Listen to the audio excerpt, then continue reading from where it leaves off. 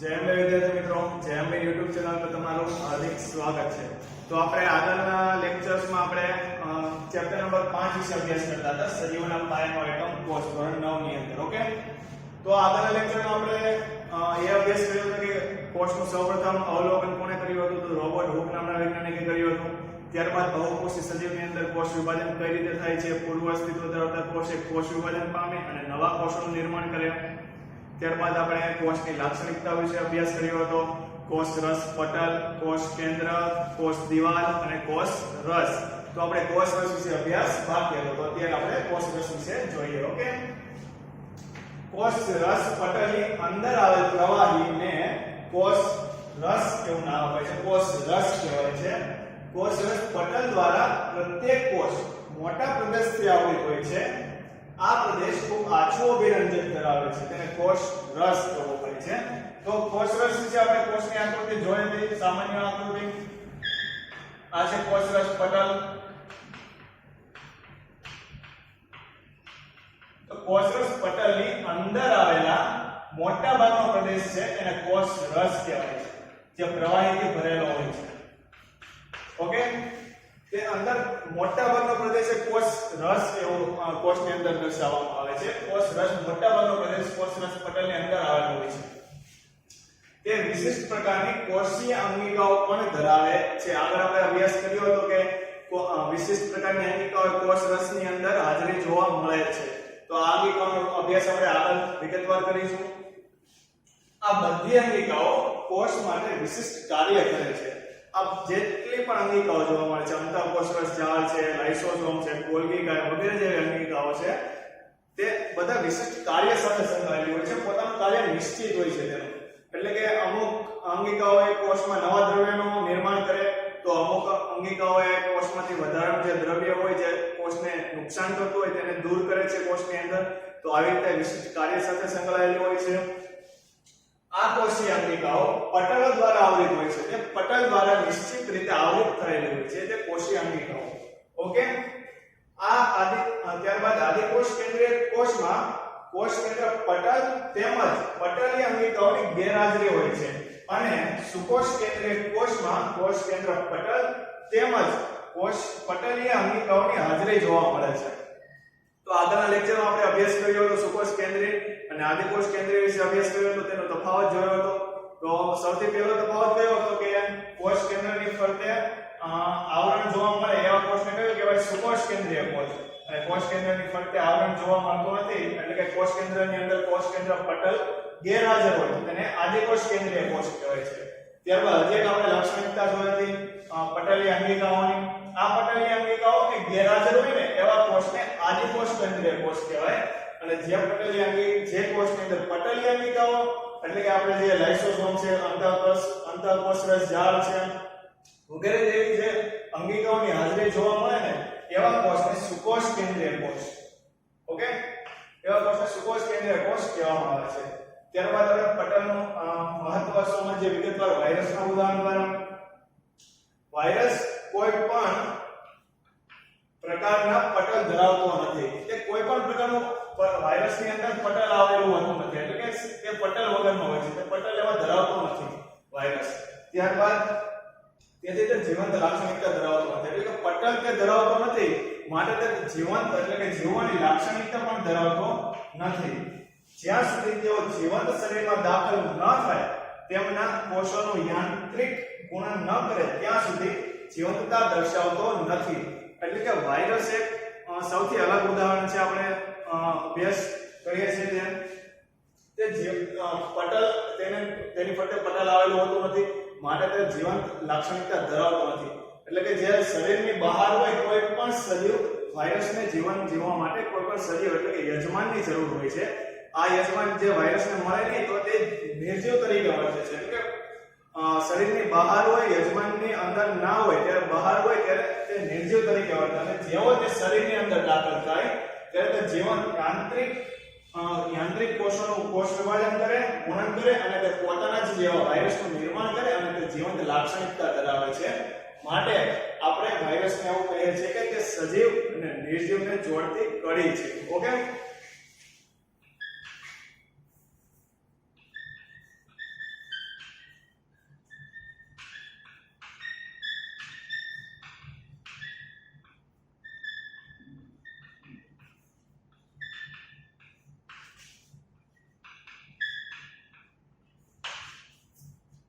Okay, virus વિશે આપણે અભ્યાસ કર્યો. હવે ત્યારબાદ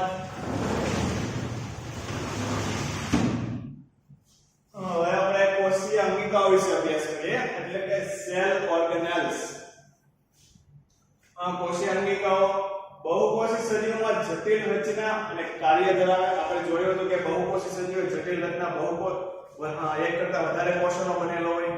આ કોષ માટે વિવિધ કાર્ય કરવા માટે વિવિધ જાતના કોષો આવેલા હોય છે. આપણે ઉદાહરણ જોયા હતા આકૃતિ દ્વારા ચેતાકોષ, ત્યારબાદ મેદકોષ, પ્રજનન કોષ તરીકે આપણે શુક્રકોષ જોયો હતો, અંડકોષ જોયો હતો વગેરે જેવા કોષોની હાજરી જોવા મળે છે. એટલે કે તે વિવિધ કાર્યો કરે છે. આ વિવિધ રાસાયણિક પ્રક્રિયાઓ દ્વારા થાય છે. આ વિવિધ રાસાયણિક પ્રક્રિયાઓને એકબીજાથી અલગ કરવા માટે કોષ એ પટલથી આવૃત નાની નાની રચનાઓ ધરાવે છે. જે કોષની અંદર જે રાસાયણિક પ્રક્રિયાઓ થાય ને આ પ્રક્રિયાઓને કરવા માટે કોષ એ પટલની અંદર કોષરસ પટલ હોય તેની અંદર કોષરસ આપણે જોયેલો હતો. કોષરસની અંદર નાની નાની રચનાઓ જોવા મળે છે. આને કોષીય અંગિકા એવું નામ અપાય છે. કોષીય અંગિકા કહેવાય છે. ઓકે, ત્યારબાદ કોષીય અંગિકાઓ સુકોષ કેન્દ્રીય કોષની લાક્ષણિકતા છે. તો આપણે સૌપ્રથમ આગળ હજી હમણાં અભ્યાસ કરી જ રહ્યા કે સુકોષ કેન્દ્રીય અને આદિકોષ કેન્દ્રીયમાં સૌથી મોટો તફાવત હતો એ કોષીય અંગિકાઓ. આદિકોષ કેન્દ્રીયની અંદર કોષીય અંગિકાઓની ગેરહાજરી જોવા મળે છે અને સુકોષ કેન્દ્રીય કોષની અંદર પટલીય અંગિકાઓની હાજરી જોવા મળે છે. ઓકે, તો આ કોષીય અંગિકાઓ સુકોષ કેન્દ્રીય કોષની અંદર લાક્ષણિકતા છે કે સુકોષ કેન્દ્રીય કોષની અંદર જોવા મળે છે અને તે આદિકોષમાં જોવા મળતી નથી. આમાંની કેટલીક અંગિકાઓ એવી છે જે માત્ર ઇલેક્ટ્રોન માઇક્રોસ્કોપ દ્વારા જ સમજી શકાય છે. તો આપણે જે અંગિકાઓ વિશે અભ્યાસ કરવાના છીએ એમાં અમુક અંગિકાઓ એ સાવ સૂક્ષ્મ હોય છે. તેને સાદા સૂક્ષ્મદર્શક યંત્રની મદદથી જોઈ શકાતી નથી. તેના માટે ઇલેક્ટ્રોન માઇક્રોસ્કોપ લાઇટ વાળું માઇક્રોસ્કોપ એટલે કે ઇલેક્ટ્રોન માઇક્રોસ્કોપની મદદથી તેને જોઈ શકાય છે. તો અહીંયા આપણે બે કોષોની આકૃતિ દર્શાવેલી છે, પ્રાણી કોષ અને વનસ્પતિ કોષ. આકૃતિઓ સમજવા માટે બનાવેલી છે, તમારી ચોપડીથી અલગ છે. ઓકે, થોડીક એટલે સમજવા માટે આ આકૃતિ બનાવેલી છે. તો સૌપ્રથમ કોષ દિવાલ આપણે આગળ જોયું તો કોષ દિવાલ માત્ર વનસ્પતિની અંદર જ આ કોષ દિવાલ જોવા મળે છે. ઓકે, એટલે વનસ્પતિમાં સૌથી બહારની બાજુએ કોષ દિવાલ આવેલી હોય. ત્યારબાદ કોષરસ પટલ બંનેમાં હોય છે. ગોલ્ગી ગાઈડ જે આપણે અભ્યાસ કરવાના છીએ આપણી કોષીય અંગિકાઓ છે, કોષીય અંગિકા છે, ગોલ્ગી ગાઈડ છે. પછી કોષ કેન્દ્ર પટલ, ત્યારબાદ લીસી અંતઃકોષરસ જાળ, કણિકામય અંતઃકોષરસ જાળ. જો તમને તફાવત છે, લીસી અંતઃકોષરસ જાળ છે અને કણિકામય અંતઃકોષરસ જાળ છે. આ વનસ્પતિ કોષમાં પણ સમાન જ છે. ત્યારબાદ લાઇસોસોમ, ત્યારબાદ રસધાની બંનેમાં આવેલું છે. કણાભસૂત્ર, કોષ રસ જે અંગિકાઓ શ્રેણીનો જે મોટા ભાગનો વિસ્તાર હોય બંને કોષની અંદર એ કોષ રસ એવું નામ કોષ રસ તરીકે ઓળખાય.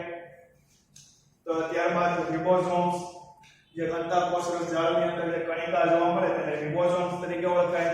અને સૌથી મેઇન મહત્વની અંગિકા જે હરિતકણ જે માત્ર પ્રાણી કોષની અંદર વનસ્પતિ કોષની અંદર જ જોવા મળે છે. અને આ હરિતકણ એ વનસ્પતિનો જે લીલા કલરનો રંગ છે તેના માટે જવાબદાર હોય છે અને તે ખોરાક પણ બનાવતી હોય છે વનસ્પતિ માટે. ઓકે, જે પ્રાણી કોષની અંદર જોવા મળતી નથી.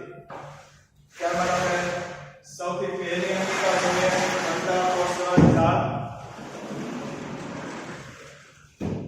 અંતઃકોષરસ જાળ એન્ડોપ્લાઝમિક રેટિક્યુલમ. ઓકે, એટલે એને શોર્ટમાં ER એવું નામ અપાય છે. ER તરીકે ઓળખાય.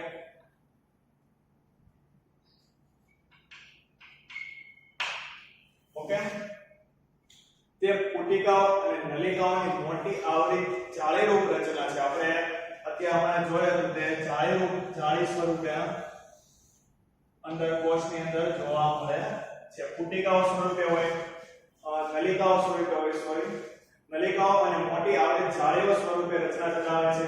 તે લાંબી નલિકામય ગોળાકાર કોથળી જેવી પુટિકાઓ જેવી રચના ધરાવે છે. આપણે આગળ જોયું. અંતઃકોષરસ જાળ એના સપાટીના આધારે બે પ્રકારની જોવા મળે, ખરબચડી અથવા તો કણિકામય અંતઃકોષરસ જાળ અને લીસી અંતરકોષ રચના જે આકૃતિમાં આપણે હમણાં જોઈ હતી, બંને આપણે અલગ અલગ બંને કોષની અંદર જોઈ હતી. તો સૌપ્રથમ ખરબચડી અંતરકોષ રચના વિશે આપણે જોયું એટલે કે કણિકામય અંતરકોષ રચના એ રફ, તેને ઇંગ્લિશમાં રફ એન્ડોપ્લાઝમિક રેટિક્યુલમ એટલે કે RER એવું નામ અપાય છે. ઓકે, તો સપાટી પર આવેલ કણિકાઓને રિબોસોમ્સ, આ જે આપણે ખરબચડી અંતરકોષ રચના વિશે અભ્યાસ કર્યો હમણાં આકૃતિ જોઈ હતી, તેમાં નાની નાની કણિકાઓ જોવા મળે છે. આ કણિકાઓને રિબોસોમ્સ એવું કહેવાય છે. અને આ રિબોસોમ છે પ્રોટીનના સંશ્લેષણ સાથે સંકળાયેલું હોય છે. મિત્રો આ આપણી માટે નવો શબ્દ છે પ્રોટીનનું સંશ્લેષણ. સંશ્લેષણ એટલે શું? કોઈ પણ દ્રવ્યનું નિર્માણ કરવું, એટલે કે કોઈ પણ દ્રવ્યને જે આપણે બનાવીએ એને સંશ્લેષણ થયું કહેવાય. એટલે કે પ્રોટીનનું સંશ્લેષણ થાય છે, એટલે કે પ્રોટીનનું નિર્માણ એ રિબોસોમ્સ નામની અંગિકા જે અંતરકોષ રચના ખરબચડી અંતરકોષ રચનાની અંદર જોવા મળે છે કે રિબોસોમ્સ એ પ્રોટીનના સંશ્લેષણનું કાર્ય, પ્રોટીનના નિર્માણનું કાર્ય કરે છે. આ પ્રોટીન કોષના જરૂરિયાતને આધારે કોષમાં વિવિધ ભાગોમાં મોકલે છે. એટલે કે જે જગ્યાએ કોષની અંદર પ્રોટીનની જરૂરિયાત હોય તે ભાગ પર પ્રોટીનને મોકલવામાં આવે છે. ઓકે, ત્યારબાદ લીસી અંતરકોષ રચના એટલે કે સ્મૂથ એન્ડોપ્લાઝમિક રેટિક્યુલમ SER એવું નામ અપાય છે. એ કણિકાઓની તેમાં આપણે જોયું હતું કે આ છે તેમાં કણિકાઓની ગેરહાજરી હોય છે, કણિકાઓ હાજરી હોતી નથી, એટલે કે સ્મૂથ હોય છે, તે સપાટી સ્મૂથ જોવા મળે છે. તે ચરબીના સંશ્લેષણમાં મદદ કરે છે. અહીંયા આપણે આ ખરબચડી એટલે કે કણિકામય અંતરકોષ રચનાની અંદર જોયું કે પ્રોટીનના સંશ્લેષણ સાથે સંકળાયેલી છે. અને લીસી અંતરકોષ રચના ચરબીના સંશ્લેષણ એટલે કે ચરબીનું નિર્માણ કરે છે તેની સાથે સંકળાયેલી હોય છે. અને તે કેટલાક અગત્યના કાર્યો માટે લિપિડ્સનું પણ નિર્માણ કરે છે. આ લિપિડ્સ એ ચરબી સાથે ચરબીનો જ ઘટક છે, એટલે લિપિડ્સનું નિર્માણ કરે છે. ચરબીનું વિઘટન થયેલું હોય છે જે ચરબી લિપિડ્સ તરીકે ઓળખાય છે. ત્યારબાદ આમાંના કેટલાક પ્રોટીન્સ, આ પ્રોટીન્સ અને લિપિડ્સ એ કોષરસ પટલના બંધારણમાં મદદ કરે છે. આપણે જોયું હતું કે કોષરસની બહાર કોષરસ પટલ દ્વારા ઘેરાયેલો હોય છે. આ કોષરસ પટલનું બંધારણ એ પ્રોટીન્સ અને લિપિડ્સ દ્વારા બનેલું હોય છે. પ્રોટીન આ જોયું તો આ અંતરકોષ રચનાની અંદર પ્રોટીનનું નિર્માણ થાય અને લીસી અંતરકોષ રચનાની અંદર લિપિડ્સ એટલે કે ચરબીનું સંશ્લેષણ થાય. આ જે નિર્માણ થયેલા ઘટકો છે પ્રોટીન્સ અને લિપિડ્સ એ કોષરસ પટલના બંધારણ સાથે સંકળાયેલા કોષરસ પટલનું બંધારણમાં મદદરૂપ થાય છે. કેટલાક પ્રોટીન્સ અને લિપિડ્સ એ ઉત્સેચકો અને અંતઃકોષરસ જાળ તરીકે કાર્ય કરે છે. એટલે ઉત્સેચકો અને અંતઃસ્ત્રાવ, ઉત્સેચક અને અંતઃસ્ત્રાવ તરીકે કાર્ય કરે છે. એટલે ઉત્સેચકો અને અંતઃસ્ત્રાવ એ આપણા માટે નવા શબ્દો છે. તો ઉત્સેચકો કોને કહેવાય? કોઈ પણ પ્રક્રિયા જે થતી હોય ને એ પ્રક્રિયાનો વેગ વધારવા માટે ઉત્સેચકોનો ઉપયોગ કરવામાં આવે છે. કોઈ પણ પ્રક્રિયાનો સામાન્ય રીતે આપણે ઉદાહરણ જોઈએ કે આપણે ઘરમાં દહીં બનાવતા હોય છે કે દૂધમાં આપણે થોડુંક દહીં નાખી દઈએ તો દૂધની અંદરથી દહીં બનવું એ થોડીક જૈવ રાસાયણિક પ્રક્રિયા થોડીક લાંબી હોય છે, તેમાં આપણે સમય લાગતો હોય છે. પરંતુ આપણી મમ્મી એ અંદર થોડુંક દહીં નાખતી હોય છે જેનાથી સવાર થતા ટૂંકા સમયની અંદર દહીં જામવાની ક્રિયા જલ્દી થઈ જતી હોય છે. અને દહીં એની અંદર લેક્ટોબેસિલસ નામના બેક્ટેરિયા હોય છે. આ બેક્ટેરિયા ઉત્સેચક તરીકે કાર્ય કરે છે. એટલે જે લાંબા ગાળાની પ્રક્રિયા છે ટૂંકા ગાળામાં થઈ જાય છે, માટે આ ઉત્સેચક તરીકે કાર્ય કરે. કોઈ પણ પ્રક્રિયાનો વેગ વધારવા માટે ઉત્સેચક તરીકે ઉપયોગ થાય છે. ત્યારબાદ અંતઃસ્ત્રાવ, કોઈ પણ સજીવ એટલે કે મનુષ્ય, વનસ્પતિ, કોઈ પણ સજીવ બંનેની અંદર અંતઃસ્ત્રાવનું નિર્માણ થતું હોય છે. આ અંતઃસ્ત્રાવ વૃદ્ધિ સાથે સંકળાયેલા હોય, જે વનસ્પતિનો વૃદ્ધિ અને વિકાસ કરે જેવા લક્ષણો માટે પણ જવાબદાર હોય છે. ઓકે, જે અંતઃસ્ત્રાવ તરીકે ઓળખાય. ત્યારબાદ વિભિન્ન કોષોમાં અંતઃકોષરસ જાળમાં વિવિધતા જોવા મળે છે. અંતઃકોષરસ જાળની અંદર વિવિધતા જોવા મળે. તે હંમેશા જાળીરૂપ તંત્રમય રચનાનું નિર્માણ કરે છે. જાળીરૂપ સ્વરૂપે તે ગૂંચળાવી રીતે ગોઠવાયેલી હોય છે. ઓકે, ત્યારબાદ તેનું કાર્ય જોઈએ અંતઃકોષરસ જાળનું. કોષરસ અને કોષ કેન્દ્ર વચ્ચે કોષરસના વિવિધ પ્રદેશોમાં વિવિધ દ્રવ્યોનું વહન અને માર્ગ તરીકેનું કાર્ય કરે છે. એટલે આપણે જોયું હતું કે આકૃતિમાં આપણે આગળ જોયું હતું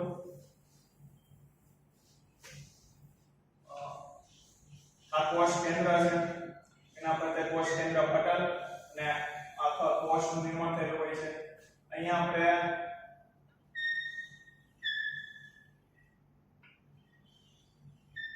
આ છે અંતઃકોષરસ જાળ. તો આપણે વાક્ય વાંચીએ ફરીથી. કોષ રસ, કોષ કેન્દ્ર, કોષ રસ અને કોષ કેન્દ્ર વચ્ચેના કોષ રસના વિવિધ અથવા તો કોષ રસના વિવિધ પ્રદેશોમાં વિવિધ દ્રવ્યોનું વહન માટે માર્ગ તરીકેનું કાર્ય કરે. આ કોષ કેન્દ્ર અને આ કોષ રસ પટલ એટલે અહીંયા કોષ રસનો પણ સમાવેશ થતો હોય છે. આ કોષ રસ વચ્ચે વિવિધ દ્રવ્યોનું વહન એ અંતઃકોષરસ જાળ દ્વારા થતું હોય છે. જેના માટે તે કાર્ય કરે છે. અંતઃકોષરસ જાળ વિવિધ દ્રવ્યોનું વહન કરે છે કોષ રસથી કોષ કેન્દ્ર તરફ. ઓકે. ત્યારબાદ પૃષ્ઠવંશી પ્રાણીઓમાં યકૃતના કોષોની SER એટલે કે સ્મૂથ એન્ડોપ્લાઝમિક રેટિક્યુલમ સમૂહ એ વિષારી દ્રવ્યો અને બિનવિષારી દ્રવ્યો વિષારી દ્રવ્યો બનાવવાની અગત્યની ભૂમિકા ભજવે. પૃષ્ઠવંશી પ્રાણીઓ એટલે કે મનુષ્યની અંદર જે યકૃતની અંદર વિષારી દ્રવ્યોનું નિર્માણ થતું હોય છે, આ વિષારી દ્રવ્યો એને બિનવિષારી દ્રવ્યોમાં તે નિર્માણ કન્વર્ટ કરતું હોય છે. બિનવિષારી દ્રવ્યો એટલે કે શરીરને નુકસાન ન થાય તેવા દ્રવ્યોની અંદર તે નિર્માણ કરતું હોય છે. તો આ છે આપણે અંતઃકોષરસ જાળ. તો આના સિવાય પણ ઘણી અંગિકાઓ એટલે કે પટલી અંગિકાઓની હાજરી જોવા મળે છે. રિબોસોમ્સ છે, લાઇસોસોમ, ત્યારબાદ રસધાની વગેરે જે અંગિકાનો અભ્યાસ આપણે નેક્સ્ટ લેક્ચરમાં કરીશું. ઓકે, જય હિન્દ.